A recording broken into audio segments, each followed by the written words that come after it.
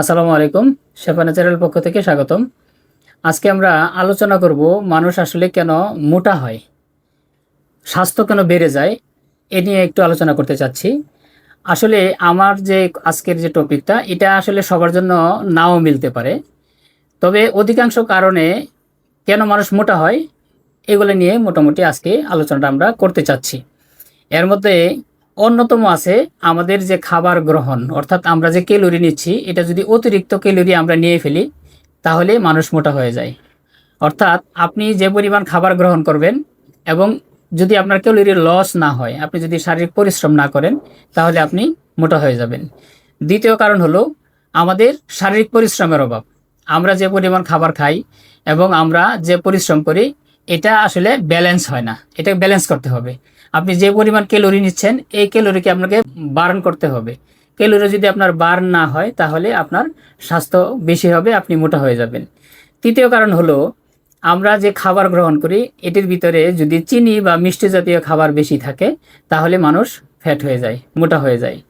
তাছাড়া রাতের খাবার যদি কেউ দেরি করে খায়, তাহলে মানুষ মোটা হয়ে যাওয়ার প্রবণতা বেড়ে যায়।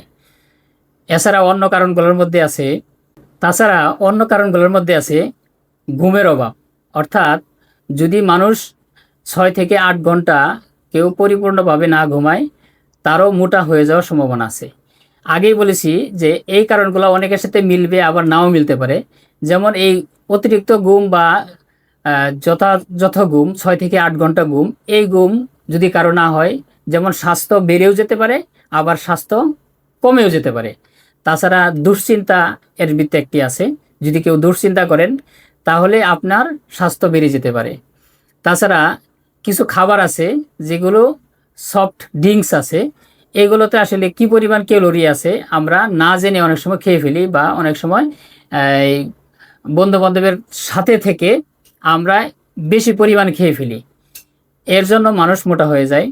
আরেকটা কারণ হলো মানুষের একটা সময় পর্যন্ত খাবারের ক্যালোরিগুলো বার্ন হয়, আমরা শারীরিক পরিশ্রম বেশি করি। কিন্তু বয়স যখন 40-এর বেশি হয়, তখন কিন্তু আমাদের শারীরিক যে ক্যালোরি বার্ন হওয়ার যে কারণগুলো, ওইগুলো আসলে কমে যায়। এই কারণে ওই সময়টায় বেশি সচেতন হতে হবে। অর্থাৎ আপনি খাবার গ্রহণ করার সময় আপনাকে ধীরে ধীরে খেতে হবে এবং পরিমিত খাবার খেতে হবে, এবং আপনার পরিশ্রমও বাড়িয়ে দিতে হবে। তাছাড়া আরও কারণ আছে, যারা ধূমপান করে তাদেরও এই সমস্যাগুলো হয়। অন্যতম কারণগুলোর মধ্যে খাবার এবং খাবারে অনিয়ম যারা করে, তাদেরও এই মোটা হয়ে যাওয়ার সম্ভাবনা বেশি থাকে।